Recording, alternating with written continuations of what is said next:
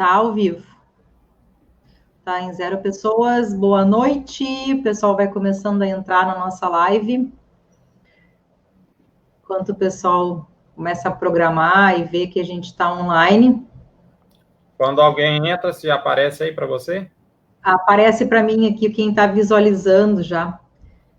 E aí a gente vai verificando aqui. Já tem 3 pessoas online. Pessoal, boa noite. Vão dizendo para a gente quem tá online aí. Rodrigo, boa noite.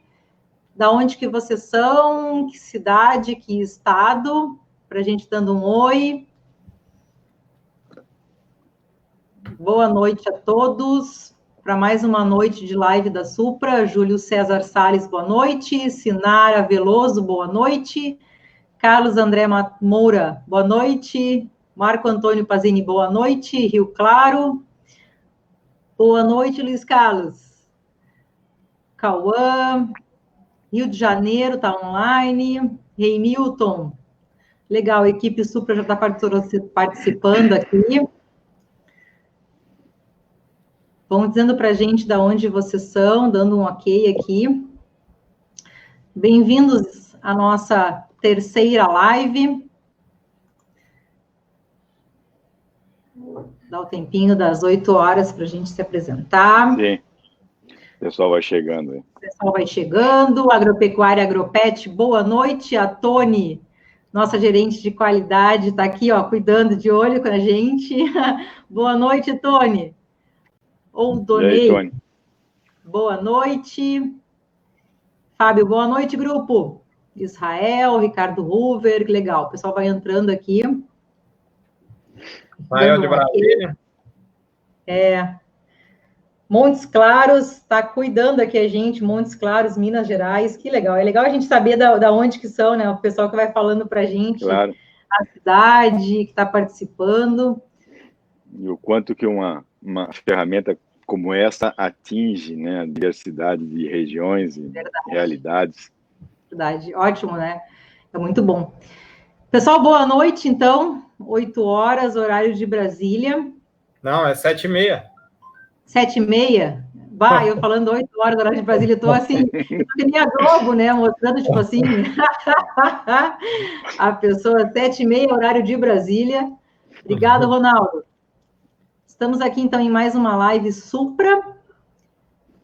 Hoje, com o nosso tema Estratégias de Mineralização no Período de Transição. Estamos aqui com o gerente divisional, Guilherme Poerner. Boa noite, Guilherme. Boa noite, Johanna, Ronaldo, a todos que nos assistem. Estamos também com o Ronaldo, nosso gerente técnico de ruminantes da Regional Centro-Oeste, Norte-Nordeste. Faltou alguma área também, Ronaldo? Um pedaço do Sudeste, Minas, indo para bastante canto. Isso. Boa noite, Ronaldo. Boa noite, Guilherme, Johanna, boa noite a todos que estão participando aí da live. É um prazer muito grande estar aqui para fazer esse bate-papo, né, e trocar algumas ideias sobre suplementação mineral. Espero que essa noite seja bastante proveitosa aí para todos. Vamos fazer um bate-papo aqui, então, sobre as estratégias. Então, meu nome é Johanna, sou gerente de marketing. Então, em nome de toda a família Supra que nos assiste, agradecemos muito todo mundo que está ligando aqui para falar com a gente. Gostaríamos do seu feedback. Fale se está gostando, não está gostando também. Novos temas que vocês queiram escutar com a gente. Amanhã a gente tem mais uma live sobre piscicultura às 8 horas. Essa sim, Ronaldo. Essa sim é às 8 horas da manhã, sobre piscicultura, também aqui no Facebook.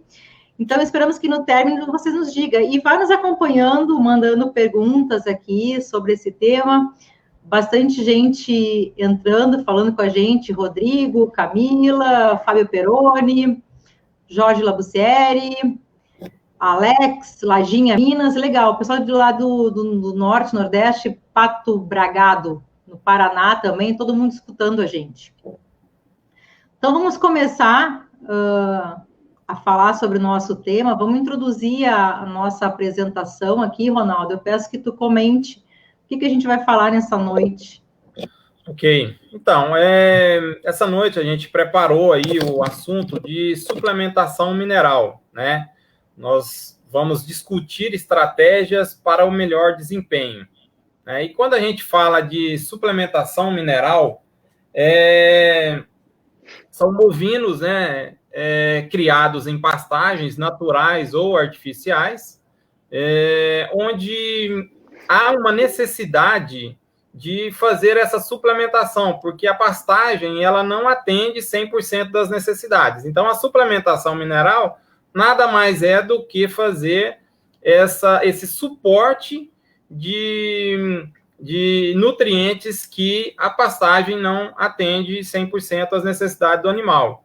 Essa suplementação ela é composta de macro e micro minerais, né, com o objetivo de suprir exatamente essa deficiência que uma ou outra pastagem vai ter. Além disso, a gente pode adicionar aos produtos, aos suplementos minerais, aditivos, né, melhoradores de eficiência alimentar, assim como fontes de proteína e energia oriundas de ingredientes vegetais. Tudo isso com o objetivo de conseguirmos o melhor desempenho dos animais de acordo com o objetivo da propriedade. Então, assim, o que a gente está falando aqui hoje é exatamente suplementação mineral, e é isso que é uma suplementação mineral, ok? E, Ronaldo, quando a gente pensa, então, em estratégia de mineralização, a gente está pensando no quê? Então, a gente tem alguns fatores que a gente tem que pensar como qual é a necessidade que esse animal ou que a propriedade vai ter, né? Qual que é a estratégia que o proprietário tem na sua propriedade. Então, tudo isso a gente vai ter que fazer uma indagação ao produtor, né, com esse intuito de entender melhor o que ele está precisando, e conhecendo a propriedade, a gente vai ter também essa necessidade, ou atender a necessidade de cada propriedade. Ok? Okay. E o que é o sempre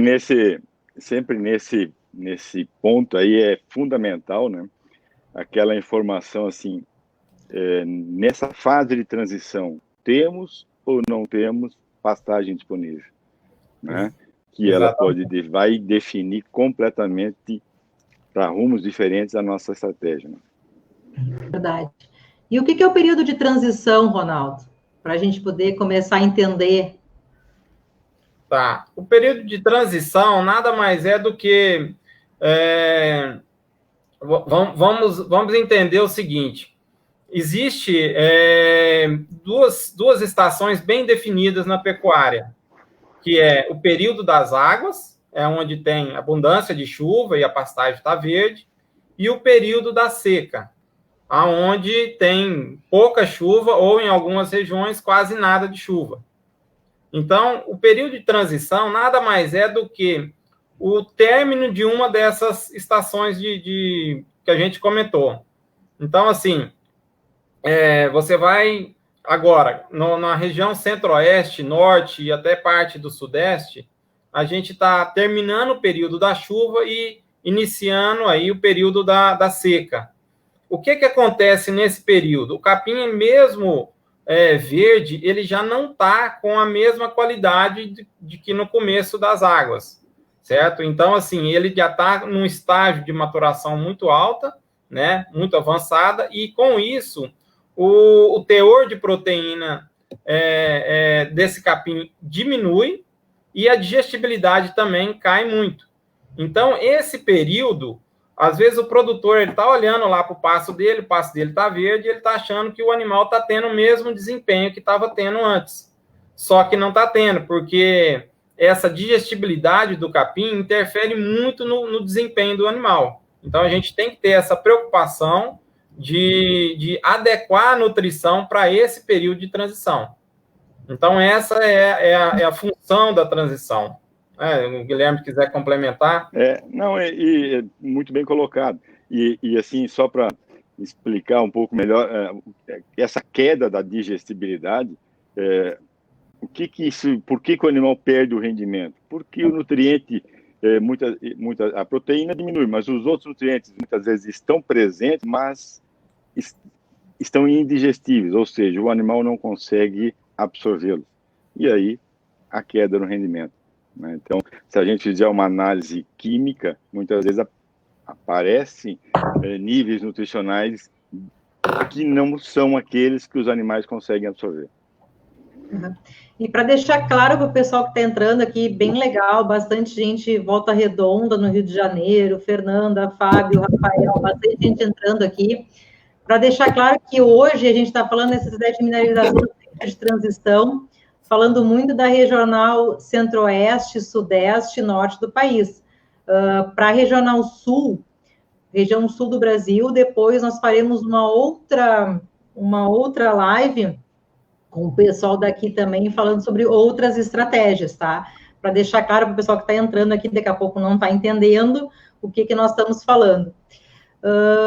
Vamos lá, mais uma pergunta, então. Quando a gente fala de período de transição, qual que é a estrutura de uma propriedade tem que ter para fazer essa estratégia? Bom, como a gente está falando de suplementação mineral, a coisa mais importante seria a estrutura de coxos, né? Nossa maior preocupação é isso. Então, aqui que a gente precisa estar atento em relação a coxos. A dimensão dos coxos para o número de animais a serem tratados, né? Essa seria uma importância, um fato importante. O outro é o tipo de suplementação que a gente vai oferecer para esses animais, em relação principalmente a consumo, né? Produtos de baixo consumo, o coxo pode ser menor. Produtos de alto consumo, o coxo pode ser ele deve ser um pouco maior. Outro fator também é o tamanho da pastagem. A gente sabe que quanto maior for a pastagem, maior será a nossa preocupação com o tamanho de coxo. Eles têm que ser coxos um pouco maiores, porque os animais vão andar em bando, e aí quando chega ao coxo, geralmente eles chegam já em blocos, né, de vários animais, então a gente tem que pensar nisso aí também. E ao contrário, né? Quando passa um pouco menor, você pode até diminuir um pouco ali a questão da dimensão de coxo por animal. Gostaria de comentar que na nossa vida de visita a propriedades, né, muitas vezes as pessoas nos informam que tem tanto de coxo, dimensões e tudo, mas a gente tem que lembrar de dois detalhes importantes, que são a altura de coxo. Né? Muitas vezes, com o passar do tempo, se formou poças, o gado, esse coxo ficou alto, né? E então esse acesso ao coxo ele tem que ser efetivo, né? Não basta eu ter coxo, né? Então essa preocupação é importante que seja revisada, né? Cortou o sinal, seu meu aqui, deu uma cortada no sinal. Eu estou ouvindo bem, Guilherme, e realmente essa é uma preocupação que assim, o que a gente está fazendo aqui hoje são relatos práticos, né, que a gente está no campo aí todos os dias, então a gente está tentando trocar experiências de campo, né, nós não estamos aqui com a pretensão de falar assuntos muito técnicos, porque tem universidades, tem professores para comentar isso aí, mas o que a gente quer é trocar essa ideia de experiências de campo que a gente tem enfrentado aí. E realmente essa questão aí de altura de coxo, principalmente para vacas, né, com cria ao pé, quando se trabalha com bezerro no cripe, né, que aí às vezes o coxo ele está muito baixo, já seria o contrário, e o bezerro consegue alimentar ali de forma que ele vai comer o produto da vaca e vai deixar de comer o produto específico para ele, né? Exatamente. Então, tudo isso são fatores importantes para a gente definir quanto à estrutura, né, de uma fazenda. Claro. E quando o coxo atende 2 pastos, hein, Ronaldo? Então, primeiramente, é uma situação assim que tem muito. A gente vai nas fazendas, a maioria das fazendas, a gente percebe esse tipo, né? O produtor, às vezes, ele acha que eu vou fazer um coxo ali que vai dar para 2 pastos, vou economizar. Na realidade, ele teoricamente, ele não economiza, porque quando ele faz um coxo para 2 pastos, por exemplo, é dimensionado um coxo de 3 metros para cada 100 cabeças. Quando ele põe esse coxo de 3 metros no meio da cerca, né, na cerca de divisa de pasto, esse coxo vai atender somente 50 cabeças. Ou ele vai ter que fazer um coxo de 6 metros. Então, assim, cadê a economia? Além disso, ele tem outros problemas. Por exemplo, o risco de acidente. Os animais, a gente sabe que quando eles estão no coxo, ocorre alguma briga ali, um boi empurrar o outro e tal, e como eles estão muito próximos da cerca, eles podem engarrachar na cerca ali e ter um acidente. Uhum. Outro fator é que esse coxo estará sempre numa extremidade do pasto. Isso aí eu acho que é uma das piores coisas que tem. Por quê? Ele vai ter um super pastejo na região próximo do coxo, certo?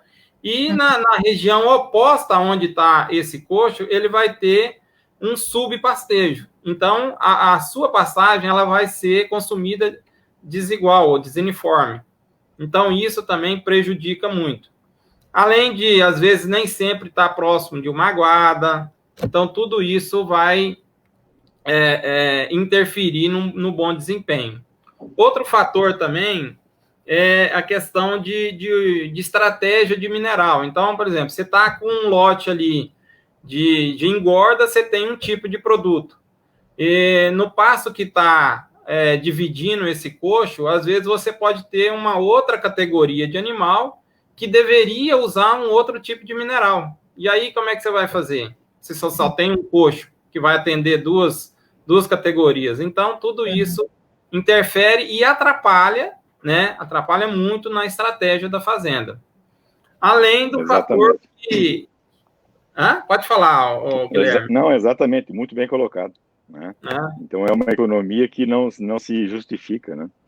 E aí, quando a pessoa ele faz esse coxo e vê que está tendo muita incidência de acidentes, o que ele põe? Ele vai lá na cerca, no primeiro lance da cerca pós o coxo, ele põe uma régua, né? Ele vai pôr um lance de réguas ali para o animal não enroscar. Então, quer dizer, a economia que ele acha que gerou já foi embora com esse lance de réguas aí, de um lado e do outro. Então, assim, além de atrapalhar no desempenho dos animais, por todos esses fatores que eu comentei, ainda tem uma economia que, teoricamente, não vai existir, né? Então, aproveitando, os coxos devem estar próximos à água. Isso. Primeira coisa que a gente precisa entender é que esses animais, eles precisam expressar o máximo de desempenho, né? Quando a gente está pensando em ganho de peso, em reprodução, em crescimento. Portanto, eles não podem ficar gastando energia à toa. Quando a gente fala em localização de coxo e de aguada, a gente não quer que esse animal fique andando à toa. O que acontece? O animal ele vai ao coxo para ser suplementado. Então, ele vai comer uma mistura mineral. Quando ele termina de consumir essa mistura mineral, a primeira coisa que ele sente é vontade de beber água, principalmente quando tem uma mistura que tem uma quantidade de sal muito grande. Então, esse animal sai do coxo ali à procura de água. Se essa aguada ou se esse bebedouro fica longe do pasto, o animal ele vai andar do coxo até essa aguada só procurando água, certo? Então, ele vai ter um desperdício de energia andando esse tempo todo, esse percurso todo. Depois ele vai beber água aí que ele vai deitar, fazer a ruminação e voltar a pastar. Quando esse bebedouro ou essa aguada está próximo do coxo, ele saiu dali, ele vai andar lá 200 metros, 100 metros, e já vai achar água. Então, quer dizer, ele vai andar um percurso bem pequeno, não vai estar gastando energia à toa, né? Bebeu a água, já rumina e começa a pastar. Então, essa é uma das importâncias desse bebedouro ou dessa aguada ficar próximo dos coxos de minerais ou de suplementação. Outro fator também é que tem muita gente que fala, mas eu uso suplementação mineral com ureia, né? Aí eu não posso. Não, isso aí é mais um mito, né? O que acontece? O animal, ele ingeriu o produto com ureia, dentro do organismo dele já tem água, porque não tem como o animal ir suplementar, ir fazer uma suplementação sem água no organismo dele. Então, já tem lá dentro do rumen água. Então, ele absorveu, ou ele consumiu esse suplemento com ureia, e ele já vai fazer, a ureia entrou em contato com a água, vai estar o mesmo efeito, como se ele estivesse bebendo água posterior. E o que acontece? Lógico, a gente vai ter que ter algumas precauções para que esse coxo de água ou para esse bebedouro de água não esteja muito próximo, coisa aí de 1 metro, 2 metros. Por quê? Porque os animais, eles podem consumir o produto, a mistura com ureia, né? Vai lá, bebe água e volta no mesmo instante ali para comer de novo. E aí, se tiver muito próximo, ele pode estar com a boca cheia de água e aí essa água cair no coxo de mineral. Aí, tendo uma quantidade muito grande de ureia na mistura, pode ocasionar algum problema. Mas isso, assim, na prática, eu praticamente nunca vi acontecer isso. Mas a gente tem que estar sempre com receio, né? Sempre com uma segurança para que esse bebedouro não fique aí muito próximo do coxo. Coisa de 4 metros, 3 metros acima, já não tem esse problema. Ok? Eu vou fazer uma pergunta aqui do Vasco Brunelli. Eu sempre fui informado que o mineral deve ficar longe da água. Aí depois ele complementa. Disseram que se beber água logo após ingerir o mineral, ele se perde muito rápido e não tem seu desempenho desejado. Não, isso realmente não acontece. O animal, assim como numa suplementação com ração, a água ele ajuda no metabolismo do animal para ter essa absorção. Então, essa informação que ele teve aí realmente não procede.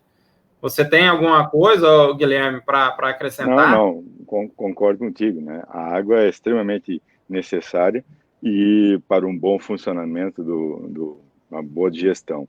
E a proximidade do sal, é claro que nós estamos falando em proximidade e não estamos falando em 5, 10 metros, né? Mas aí a 200, 300 metros da água é uma coisa assim que os animais, eles vêm tomar água, eles comem o sal. Eu acho que isso, no meu ponto de vista, garante que se atinja o consumo desejado de mineral. Exatamente. Eu acho que é uma coisa importantíssima também é a gente falar de novo, bater na mesma tecla que a gente já bateu na live nossa de confinamento, é a qualidade dessa água. Né? Não adianta ser uma qualidade de uma água de fundo que tu está puxando com sujeira, que não está limpa. Então, esse é o grande detalhe também, né? Fora a proximidade, tudo é a qualidade dessa água, a qualidade desse coxo que está mantendo essa água. Muito bem pontuado, Joana, porque o boi não vai morrer de sede, ele vai tomar uma água, mesmo que ela não esteja limpa, adequada, mas ele não vai tomar a mesma quantidade, ele não vai ingerir a mesma quantidade de água que ele ingeria se fosse uma água boa, limpa, fresca, né? E essa quantidade adequada de água é indispensável para um bom desempenho. Exato, porque a gente vê, vocês que estão aí no campo, né? Quantas vezes tu vai num confinamento ou num campo de mineralização, o coxo de água, ele tem a água, mas quando tu vê, tem tanta pedra, tem tanta barro em volta, que dificulta o animal a chegar nesta água. E aí estraga todo o processo que a gente vem cuidando, né? Dessa mineralização, da eficácia do trabalho, né? E a água, ela é muito importante porque o animal, ele é composto praticamente de 70%, 80% de água. Então, o organismo dele precisa de água. Quando esse animal bebe uma água de boa qualidade, ela vai interferir diretamente na qualidade das bactérias que estão no rumen desse animal.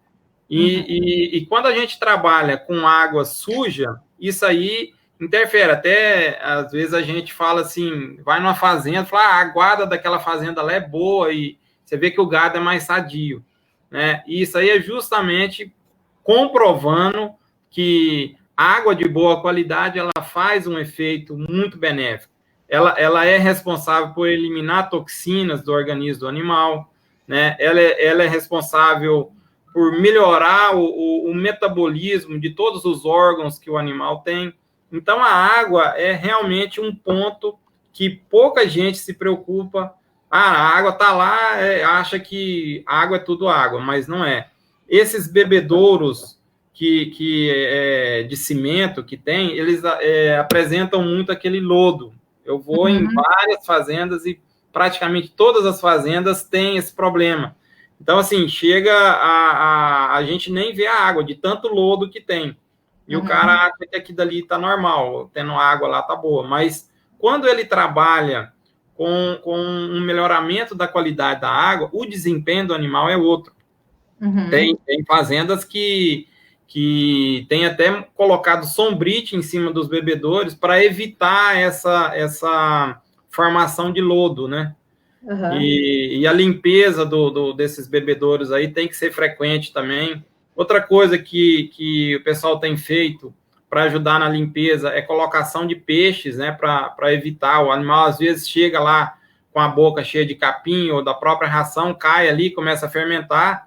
Então, aqui dali vira um local de contaminação. Então, você tendo peixe lá, ele já vai eliminando isso aí para você. Então, são vários pontos que a gente consegue melhorar a qualidade da água sem ter um custo muito oneroso, né?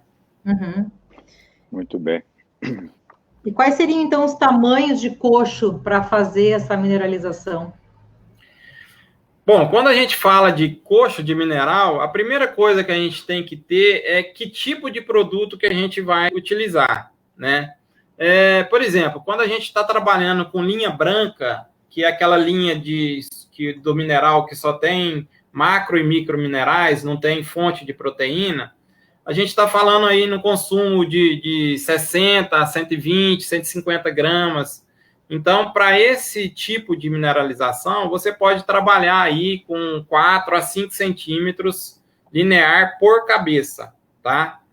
Quando a gente passa para um proteinado de baixo consumo, quando a gente fala de proteinado de baixo consumo, é 0,1%, né? Um animal, por exemplo, de 400 quilos, comer 400 gramas da mistura. E também para bezerros, né? Proteinado para bezerros no CRIP, a gente está falando aí em torno de 7 a 12 centímetros linear por cabeça. Quando a gente já passa para proteinados de alto consumo, 0,2%, médio a alto consumo, a gente está falando de 10 a 15 centímetros linear por cabeça. E proteinados acima de 0,2%, que é os proteico energético, a gente já fala de 25 a 30 centímetros linear por cabeça. Outra coisa que o pessoal também tem trabalhado muito, principalmente em semi-confinamento e confinamento a pasto, são os concentrados em rações. Aí a gente está falando de 1%, 1,5% do peso vivo de consumo. Aí a gente tem que trabalhar com uma faixa aí em torno de 40 centímetros, de 40 a 50 centímetros por cabeça, certo? Agora, é importante que a gente não esqueça da largura desse coxo, principalmente quando a gente está falando em produtos de alto consumo, que tem farelos de ingredientes vegetais. Muitas vezes o animal ele está consumindo ali um proteinado e ele levanta a cabeça, olha para um lado, olha para o outro, e a ração está caindo da boca dele. Então, quando o coxo é muito estreito, vai cair no chão. Quando ele tem um coxo mais largo, ele já não tem esse desperdício. Uhum. Então, a gente tem que pensar não só no tamanho linear, mas também na largura da boca desse coxo, ok? Para não ter desperdício. Às vezes, o caro é o que não dá resultado, né? Às vezes, o produtor vai lá, compra um produto de boa qualidade, paga caro e o animal joga fora. Então, esse realmente fica caro, porque o animal não aproveitou. Então, tudo isso a gente tem que estar trabalhando e mostrando para o produtor que ele tem que ter essa atenção para esses pequenos detalhes aí, né? Sim, sim. Nesse ponto, né, Ronaldo? Estamos falando aí em estratégia, né? E decidindo um produto para se usar para aquele tipo de animal. E o que se busca? Se busca para cada produto desenhado, ele tem um consumo indicado, né? Para que esse produto atinja seu objetivo, precisa que consigamos um consumo dia animal. É fundamental tudo que tu falasse agora do tamanho do coxo. Nós não vamos conseguir que um produto tenha o consumo indicado para que consiga o seu objetivo se não tiver um coxo adequado, o tamanho, a dimensão de coxo, né? Então, a dimensão de coxo pode colocar tudo a perder. O produto está correto, a estratégia está correta, né? Mas não vamos atingir o consumo necessário para que se atinja o objetivo.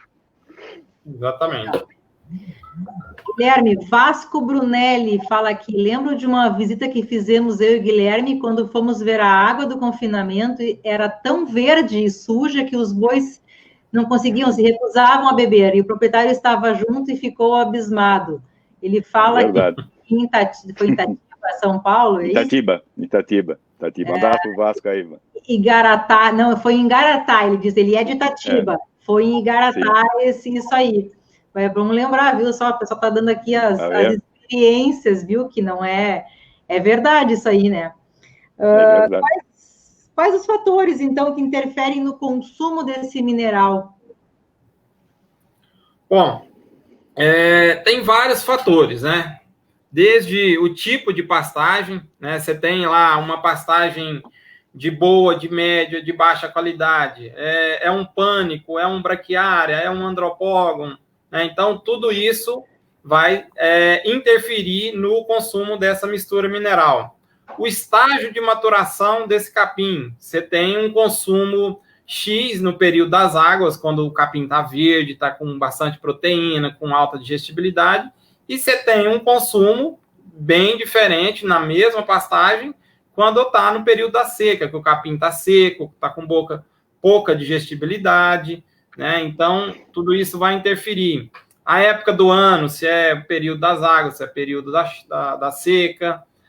O tipo de solo, você tem lá propriedades de alta fertilidade, de média fertilidade e de baixa fertilidade. Lógico, as propriedades que têm uma baixa fertilidade, a tendência é que o consumo da mistura mineral seja maior. Por quê? Porque ela precisa... adequar, o animal, ele consome de acordo com a necessidade, com o que ele está recebendo. Então, ele não vai consumir nem a mais, nem a menos. Se tem uma fazenda que tem um consumo de mineral muito alto, pode ter certeza que aquela propriedade ela tem uma deficiência de macro ou micro minerais que está fazendo com que o animal possa consumir mais essa mistura. A categoria animal, a gente sabe que vacas com cria ao pé, ela vai ter um consumo maior porque ela tem uma exigência maior. Essa vaca, ela está com um bezerro, sugando o leite dela ali, ela pode estar com um bezerro no feto, né, em gestação, e ela é um animal adulto já, Então, ela vai ter uma necessidade maior do que quando comparado com uma novilha, com um garrote, ou até mesmo com um boi de engorda, né? Uhum. O tamanho do coxo também, se a gente tiver restrição de coxo, isso aí pode, com certeza, interferir no consumo de uma mistura mineral. Localização do coxo, né? Até o Guilherme falou, a gente tem que ter o coxo em local de fácil acesso. Não adianta, por exemplo, eu vou fazer um coxo em cima do morro, que lá não vai dar atoleiro. Só que para o animal chegar lá no coxo, em cima do morro, ele tem que passar por um monte de pedra e tal. Então, isso aí vai atrapalhando. Então, a gente tem que pensar nisso aí. Manejo de coxo também. A pessoa que é responsável por colocar o mineral no coxo, ele vai lá constantemente, ou ele vai uma vez por semana. Se ele for uma vez por semana, esse produto ele vai ficar meio que empastado, vai ficar não vai ficar com uma boa qualidade. Uhum. O certo, o que é? É você colocar, nem que você eu vou colocar 2 vezes por semana a mistura no coxo. Mas todos os dias você tem que passar lá e tem que ter uma pazinha para você misturar o mineral, mexer ele ali, porque senão ele vai emplastando, vai pegando o cheiro da urina da região do coxo ali e vai diminuindo o consumo, né? E a composição dos produtos, a gente tem vários ingredientes que eles são mais palatáveis e outros menos palatáveis. Então, tudo isso, todos esses fatores, eles acabam interferindo no consumo para mais ou para menos de uma mistura mineral. Guilherme, tem alguma coisa a acrescentar, Guilherme? Não, ficou muito bem colocado, é isso aí. Então, qual é que é a vantagem estratégica desse período de transição? Tem bastante perguntas chegando e a gente vai, acho que vamos na sequência aqui, a gente vai respondendo. Sim. Então, como a gente falou lá na introdução, né, o período de transição, ele é importante para a gente não perder o embalo do animal, que ele vem do período das águas, que é onde ele tem o melhor desempenho a nível de pasto, né? Então, a gente tem que ter a preocupação de detectar esse momento, né? Que o capim, mesmo estando mostrando para a gente que está verde, mas ele não está com a mesma qualidade, o teor de proteína dele cai bastante e, consequentemente, a digestibilidade também cai. Então, para isso, a gente precisa alterar a nutrição, né? Por exemplo, se você vem utilizando um produto só da linha branca, nesse período agora, o que a gente tem que fazer? A gente tem que trabalhar com um produto. Eu não quero partir para proteinase, eu quero continuar na linha branca. Então, adiciona alguma fonte de proteína ali para melhorar a parte de digestibilidade desse material que está um pouco menos digestível.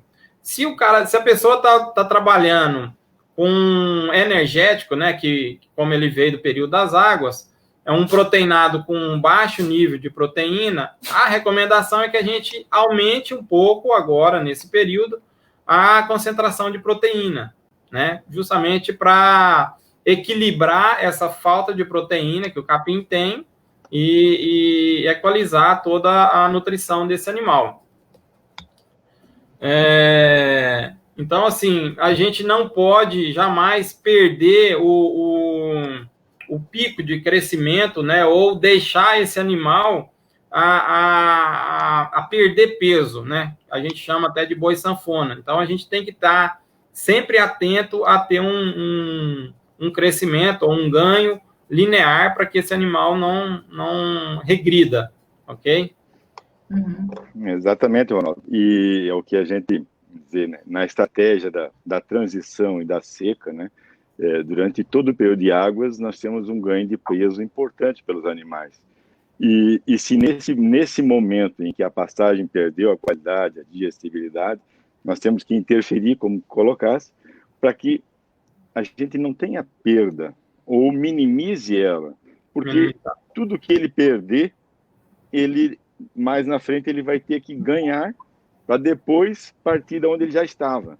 isso tem um custo e tem um tempo, né? E esse tempo pode definir com que eu não, no próximo período de águas, eu não consiga, se o animal perder peso demais, eu vou ter que ganhar aquilo, pode ser que depois, no período de águas, eu não consiga terminar ele, ainda vai para mais um outro período.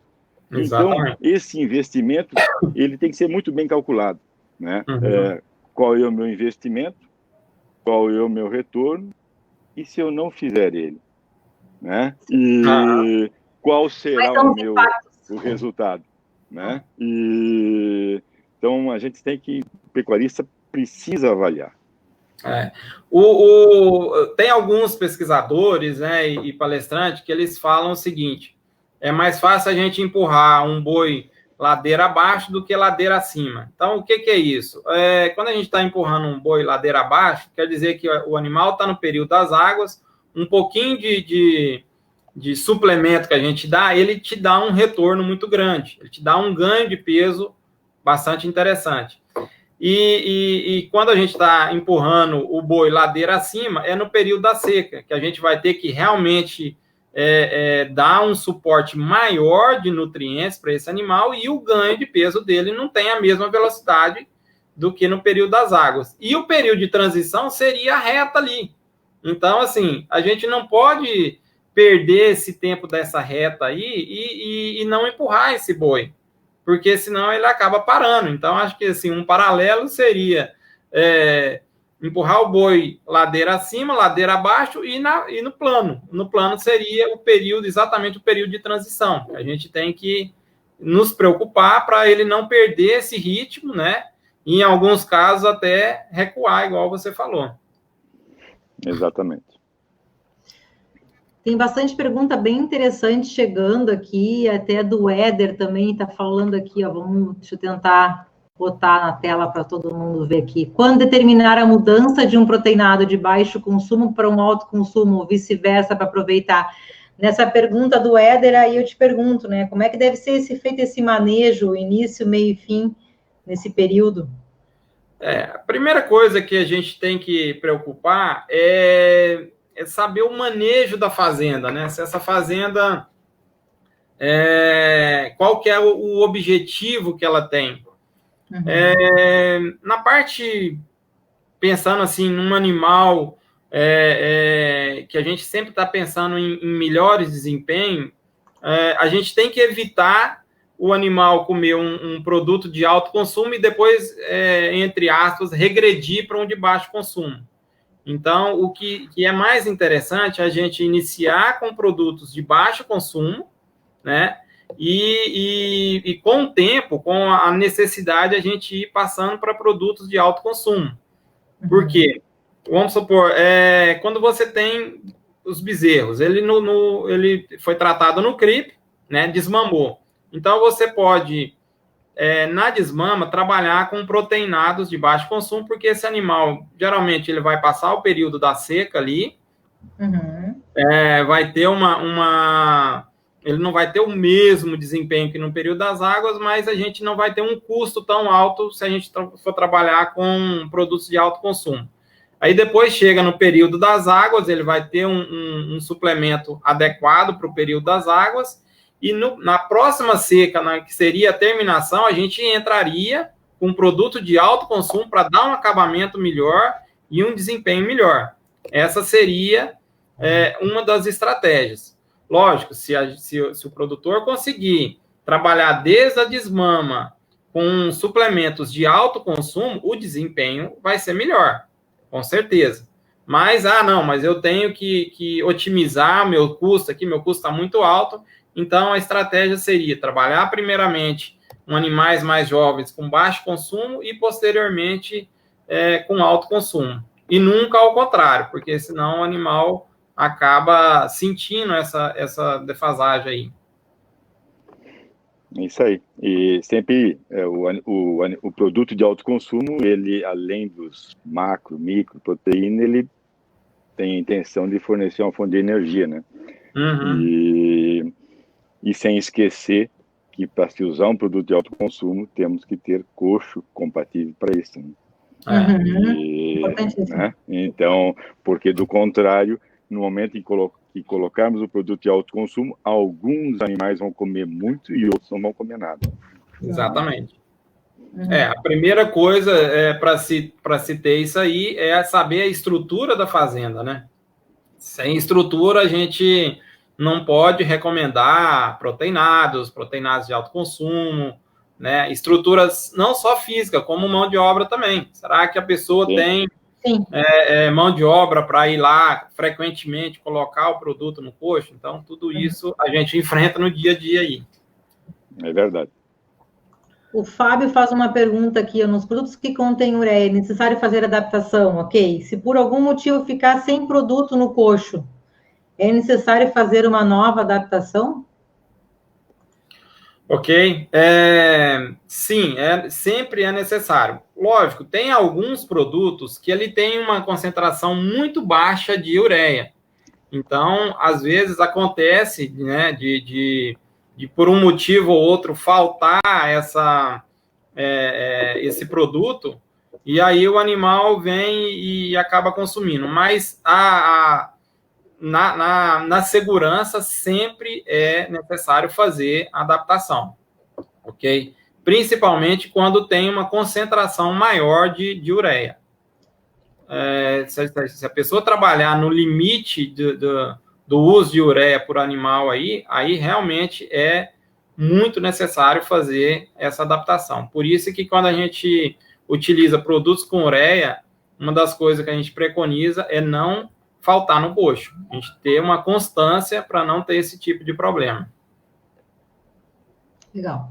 E no nosso portfólio, Ronaldo, que produtos a gente pode usar nesse período? Bom, quando a gente tem vários produtos, né, para o período de transição. Por exemplo, a gente pode trabalhar com o nosso concentrado Supratal 160, né, adicionando a ele, nesse período de transição, um nitrogênio não proteico protegido, né, para que esse produto melhore um pouco a parte de proteína e também não tenha o perigo de eventuais chuvas provocar um alagamento no coxo e acontecer uma intoxicação. Então, a gente tem o concentrado 160, que com a ajuda de técnico,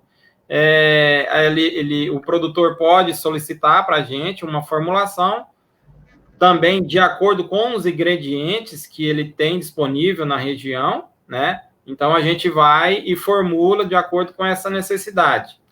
Também a gente tem núcleos com aditivos de melhoradores de eficiência, né? De promotores de crescimento, que a gente pode fazer também misturas, utilizando fontes proteicas e energéticas. E tem, além disso, tem os nossos produtos prontos, né? Os nossos proteinados, no caso, o Suprasal BRC 20, né? O proteinado, que é um produto que a gente pode utilizar ele nesse período de transição, de baixo consumo, 0,1, 0,12% do peso vivo, e o proteinado Suprasal BRC 25, que é um proteinado de mais alto consumo, né, que também é muito recomendado nesse período de transição. São duas ferramentas aí excelentes para a gente passar esse período de transição. Os produtores e amigos aí, não deixem de perguntar, de contatar a nossa equipe comercial, nossa equipe técnica, que está sempre à disposição, né, para juntos avaliar a melhor opção, a melhor estratégia para a sua propriedade. Sim. Bem legal, o pessoal está participando aqui. E os animais que vão ser confinados, há vantagem em usar essa técnica? Bom, os animais que vão ser confinados, quando a gente faz uma preparação com produtos à base de ingredientes vegetais, eles já têm uma vantagem, né? Porque a gente, na realidade, quando a gente trabalha com proteinados, a gente está nutrindo as bactérias do rumen. Essas bactérias que vão conseguir degradar todo o alimento, né? Então, como o animal vai chegar no confinamento, ele vai ter muita fonte de amido, fonte de ingredientes energéticos e proteicos oriundos de vegetais, quando a gente trabalha com esses proteinados, essas bactérias já vão estar mais preparadas ou mais adaptadas para a degradação desses ingredientes. Então, com certeza, os animais que vêm no pré-confinamento, alimentados com proteinados e proteinados de alto consumo e rações, cada vez maior o consumo, melhor vai ser essa adaptação e melhor o desempenho dentro do confinamento. Então, a gente acaba ganhando aí alguns dias, né, quando comparado aí a animais que vêm de uma suplementação mineral sem ingredientes energéticos e proteicos. Sem falar no ponto de que esses animais que vêm sendo trabalhados com estratégias, eles acabam vindo com alguns quilos a mais, com meia arroba a mais, com uma arroba a mais, né? E que isso economiza um tempo e um custo de confinamento. Né? E a gente acabou fazendo isso de uma forma muito mais econômica a pasta. Exatamente. E outro fator também muito importante é o comportamento desses animais. Os animais tratados com proteinados e com ração, eles acabam ficando mais mansos, né, mais maleáveis e diminui muito a rejeição no confinamento. São animais mais tranquilos, né? Então, isso tudo vai ajudar na hora do confinamento. Muito bom. Pessoal, estamos aqui com quase 52 minutos de live, como passa rápido, né? Essa conversa, esse bate-papo aqui da gente, tá bem legal aqui o pessoal interagindo. Quase na finaleira da pergunta que todo mundo quer fazer sobre custo-benefício. Antes dessa pergunta, eu queria entender, vamos voltar lá no bezerro. Mineralizar o bezerro e fazer creep feeding e essas vacas. Como fazer? É a vantagem a gente começar a mineralizar lá atrás e tem a vantagem depois para o confinamento? Queria que os dois dessem uma parte para nós. Quer que eu fale primeiro ou você fala, Guilherme? Começa aí, mano. Tá. O creep feeding eu vejo como a melhor estratégia dentro de todas as fases. Por quê? Porque o animal ele vai ter um consumo relativamente pequeno, né, no período do creep feed ali. A gente está falando um período de 30 dias após o nascimento até a desmama. Vai compreender aí, em algumas fazendas, de 6 meses a 7 meses, né? Esse animal, ele vai ter um consumo aí, dependendo do produto que estiver utilizando, em torno de 20 a 40 quilos, tá? Um proteinado, geralmente a gente recomenda um proteinado específico para bezerro, sem ureia, com bastante aditivos, leite em pó, algumas coisas nesse sentido, para que realmente esse animal consiga consumir o mais rápido possível em uma quantidade grande para que ele tenha uma boa conversão. O bezerro, ele tem a capacidade de, quando bem tratado no creep feeding, ele chegar a 50% do peso vivo dele aos 7, 8 meses. Então, quer dizer, é um período muito pequeno para a gente pôr muita coisa para ele. Além disso aí, a gente está dando um benefício extraordinário para a mãe, porque a partir do momento que o bezerro está consumindo uma quantidade relativamente grande ali do produto do creep, ele vai deixar de ficar sugando toda hora o leite da vaca para suprir as necessidades dele. Então, isso faz com que a vaca pasteje mais, com que ela desgaste menos, porque está saindo menos cálcio e fósforo através do leite ali e outros nutrientes, né? Então, essa vaca, ela teoricamente, ela vai emprenhar mais rápido, ela vai emagrecer menos, né? Com certeza vai ter índices reprodutivos melhores, e o bezerro, no mínimo, ele vai ganhar uma arroba a mais na sua desmama. E esse animal, conseguindo esse ganho extra aí, ele já vai estar bem mais preparado, o seu rumen já vai estar bem mais desenvolvido para aceitar também a futura alimentação dentro do confinamento. lógico, tem a parte de recria, né, que a gente tem que dar continuidade nisso aí, mas ele vai estar um animal bem mais preparado para o período de confinamento. Complementando aí, o Ronaldo colocou muito bem, lembro que no creep feeding, Ronaldo citou um proteinado, um sal de bezerro. Existe a possibilidade de uma ração de creeper, mas temos que avaliar mais uma vez a propriedade, as instalações, a disponibilidade de manejo, né? E que vai ser um custo, né? Mas o resultado é muito bom, muito economicamente, muito barato o que se gasta em alimentação frente ao quilo de um bezerro, né? Uhum. E sem falar no fator reprodutivo, né? E que essa mãe vai ser menos sugada, e hoje não tem nada mais caro do que uma vaca vazia, Uhum. né? E além de uma vaca vazia, o que é uma prenhez retardada por 1 mês ou 2 meses, se a gente puder antecipar 1 mês ou 2 meses de uma prenhez, né? Nós estamos falando de um intervalo entre parto. E porque além de falar de prenhez, existe o intervalo entre parto, que tanto se fala em gado de leite, mas em gado de corte é idem, né? E o objetivo é um bezerro por ano, né? Uhum. E então o creeper ajuda em muito. E não esquecendo da altura do coxo do sal das vacas, né? Porque se estamos fazendo um creeper, né, e dando um produto especial a ele, ele não deve ir lá comer o sal da mãe. Uhum. Mas é uma técnica muito, muito boa. Pessoal, 56 minutos, assim, ó, várias perguntas aqui, eu quero salientar algumas que eu não respondi, tá? Para ovinos, nós teremos uma live quarta-feira que vem, dia 6 de maio, específica sobre confinamento de ovinos, vamos falar ovinos, mineralização também. Minerais para equinos, também nós vamos ter uma próxima live, vamos falar também de todas as rações, mineralizações de equinos. Ela está perguntando como é que usa a terneira laminada, como é que usa o núcleo maxi-peso.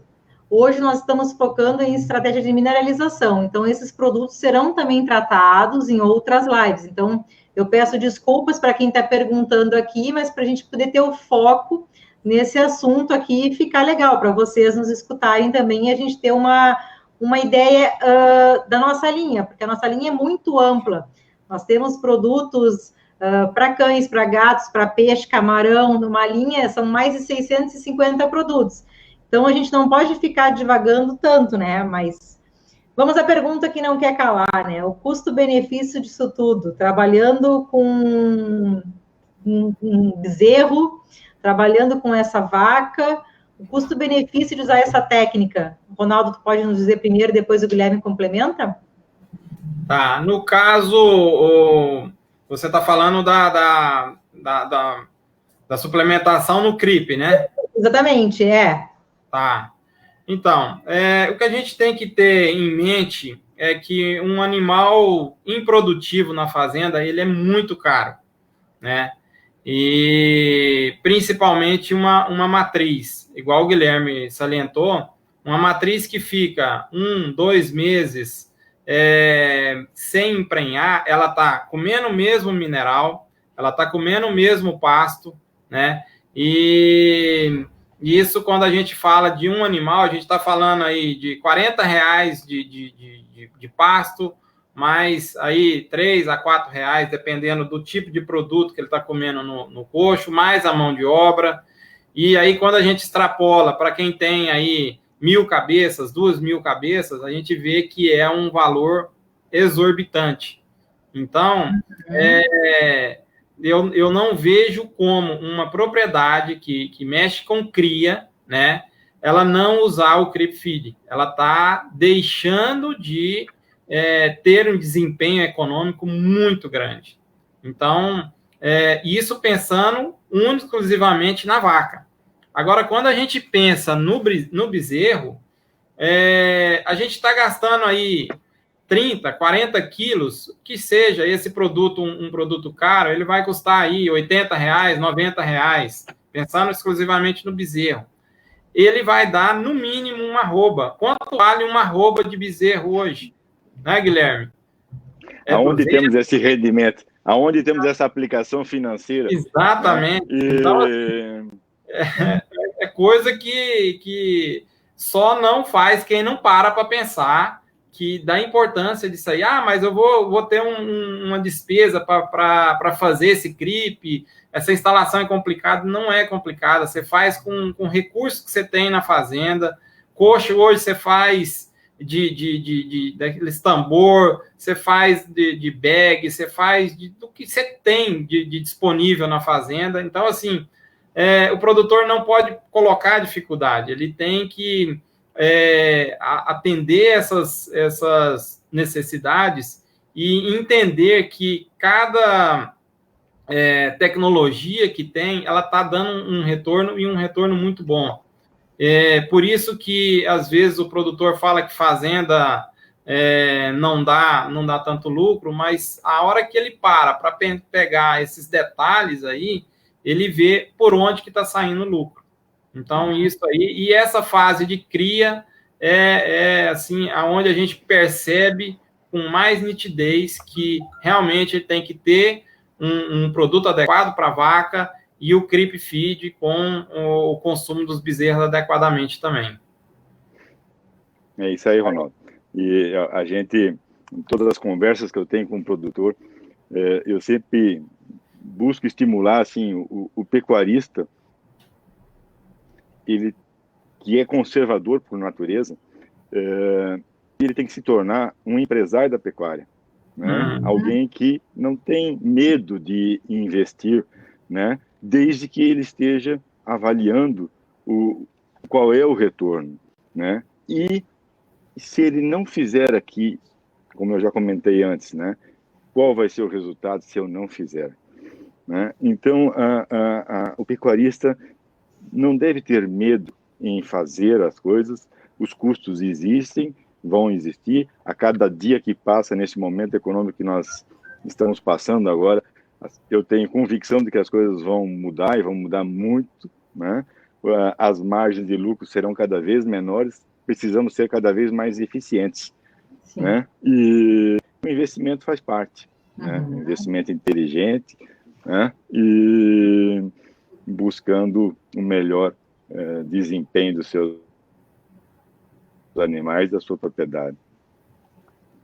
É isso aí. Legal. Tem algumas perguntas aqui chegando, o pessoal também do Mato Grosso do Sul, Lusiânia, Goiás. Como é que eu faço, então, para escolher esse mineral? Então, a primeira coisa que a gente tem que ter em mente é o que o produtor, qual que é o objetivo desse produtor, né? Ele quer ter um desempenho muito alto ou quer ter um desempenho baixo? Ele tem condições de ter um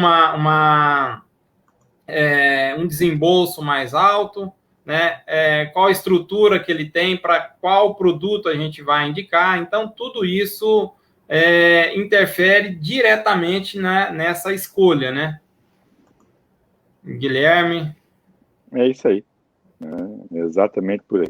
Não existe assim, uma receita de bolo para falar isso ou aquilo. A gente tem que realmente entender a realidade de cada propriedade, né? E aí, quando a gente está conversando com o proprietário, com o responsável da fazenda, a gente procurar entender, além do que o objetivo que ele tem, saber a estrutura para que a gente possa realmente indicar a coisa correta, né? Senão, não adianta. Às vezes, por isso que eu falo, a visita presencial ela é muito importante, porque no tete-a-tete ali que a gente vai saber realmente a necessidade e o que ele tem. Porque às vezes o produtor fala, não, eu tenho as melhores pastagens, eu tenho os melhores estrutura, mas quando você chega lá, não é bem aquilo que ele está falando.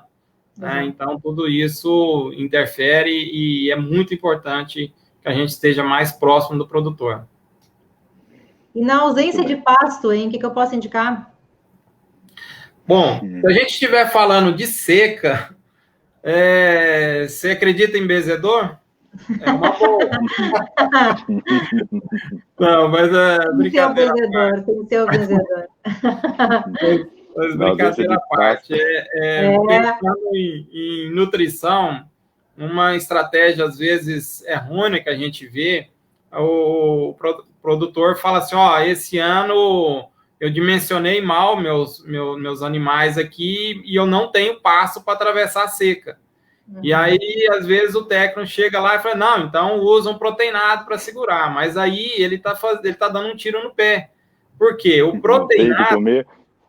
ele vai estimular o animal a comer. Então, assim, o pouquinho que tem ali, ele vai acabar. E aí, esse animal vai ter um consumo muito alto desse proteinado, não vai ter um desempenho esperado, né? Imagina, você dá um remédio para bioapetite e não ter a comida. Então, assim, o animal realmente ele vai ser muito prejudicado. Então, nesses casos aí, a gente tem duas opções. Ou o produtor dá uma mineralização básica, sem nenhuma fonte de proteína, só o macro e micro minerais, para ele não ter uma deficiência tão grande de macro e micro minerais. Ou, por outro lado, ele entra com uma nutrição para fazer o efeito substitutivo, né? Uma nutrição com bastante fibra, né? E que tenha um consumo muito alto, que aí ele acaba fazendo o efeito substituição. Então, a gente faz com que esse animal consuma menos a passagem dele, né? E acaba tendo um desempenho relativo. Mas tem que ter estrutura para isso, né? Para então, isso tem que ter estrutura. Na ausência de pasto, qual é a estrutura da propriedade, né? E vai ser decisivo para se tomar uma indicação correta. Exatamente. Vocês vejam que tudo que a gente fala em suplementação mineral sempre tem um pormenor, né? Então, assim, sempre tem que ter ou uma condição boa de estrutura física, uma condição boa de pastagem ou não, de mão de obra, tudo tem. Sempre eu falo, não existe a regrinha a receita de bolo, né? Sempre, cada caso tem uma condição a ser estudada. Bem legal, bastante gente dando um oi, parabenizando o Guilherme, parabenizando o Ronaldo aqui, Ronaldo pelas suas palavras, por atingir o produtor, Guilherme por todo o teu conhecimento aqui, é muito gratificante, né? A gente ter uma conversa dessas e o pessoal está gostando. Passamos já de 1h10, queria agradecer muito vocês por essa conversa, esse bate-papo. Eu acho que esse tema sobre mineralização pode abrir vários outros temas, assim como a gente viu o pessoal querendo saber sobre porcentagem de ureia para vacas paridas, porcentagem de uso de alguns produtos específicos de mineralização também, núcleos maxi-peso, núcleos confinamento, ovinos. Eu acho que abre a deixa para a gente fazer mais lives e entrar cada vez mais com o produtor, conversando, com o nosso amigo, com o nosso colega. Queria que o Ronaldo falasse, depois o Guilherme, para agradecer a todo mundo. Tá. Bom, é uma honra muito grande a gente estar aqui, né? E um prazer muito grande de estar podendo compartilhar aí um pouco da experiência que a gente tem no dia a dia, no campo, né? E uma coisa que eu gosto de deixar assim como recado para o produtor é que ele tem que olhar a fazenda como uma aplicação. Então, assim, a fazenda é o banco, né? E os animais dele é o dinheiro que ele está colocando lá. Então, quando esses animais começam a ter desempenhos inferiores ao que a gente tem programado, é como se ele tivesse ali uma aplicação negativa. Então, a gente nunca pode, o produtor sempre tem que pensar nisso aí. O animal, ele não pode perder peso, porque é um patrimônio que você tem ali naquela fazenda. Então, a gente sempre tem que pensar para frente, pensar que esse animal, ele tem que estar em constante ganhos de peso, lógico, no período das águas um pouco mais, no período da seca um pouco menos, assim como as aplicações financeiras. Só que, assim, ninguém quer uma aplicação dando uma rentabilidade negativa.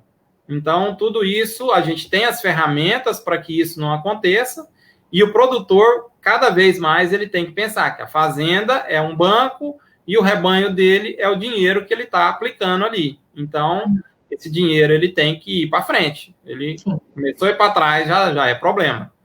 Então, eu quero agradecer a todos que participaram aí, dar uma boa noite, um abraço aos companheiros aí, e obrigado, Guilherme e Johanna também, pela ajuda. Bom, da mesma forma, é um prazer participar dessa live, nessa conversa, para a gente que tem uma vida com grande participação no campo, e tenho comigo assim que a certeza que uma propriedade rural não tem fórmula de bolo. Cada propriedade tem a sua realidade, né? Tem as suas condições, tem seus objetivos, né? E a nossa empresa tem toda uma equipe comercial e técnica preparada, né? Para conversar com o produtor, para visitar, para chegar a uma conclusão do que seria mais adequado. E é sempre um grande prazer, estamos sempre à disposição de todos. Um grande abraço, obrigado, Ronaldo e Johanna, obrigado a todos. Obrigada, pessoal. Então, aqui a gente encerra mais uma live da Supra, agradecendo, muita gratidão por esse momento, em nome de toda a família Supra, a equipe de qualidade, a equipe de nutrição, a equipe de vendas, os gerentes técnicos, os gerentes regionais, a todo mundo que faz parte dessa família na produção, com todos os cuidados pelo seu animal. Agradecemos mais uma vez e esperamos você amanhã, às 20 horas, horário de Brasília, para a live de psicultura, aqui no mesmo canal, no canal do Rações Supra Oficial no Facebook. Obrigada, pessoal. Obrigado, boa noite. Obrigado, boa noite, abraço a todos. Igualmente.